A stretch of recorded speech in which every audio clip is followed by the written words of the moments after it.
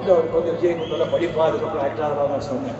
அதுக்கப்புறம் விஜய் வந்து ஆக்டர் ஆகி படிப்படியாக வந்து அவருடைய அந்த டிசிப்ளின், அந்த திறமை, அந்த உழைப்பால் வந்துட்டு இப்போ வந்து எடுத்துல இருக்காங்க.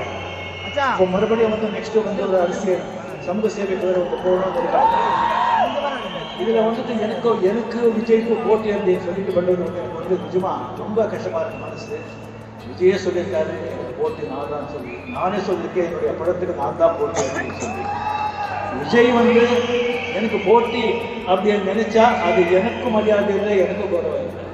விஜயும் வந்து ரஜினிகாந்த் எனக்கு போட்டின்னு சொன்னால் அவருக்கு மரியாதை இல்லை, அவருக்கு கௌரவம். தயவு செஞ்சு 2 பேர் ஃபேன்ஸு கூட இவங்க உங்களாதிக்க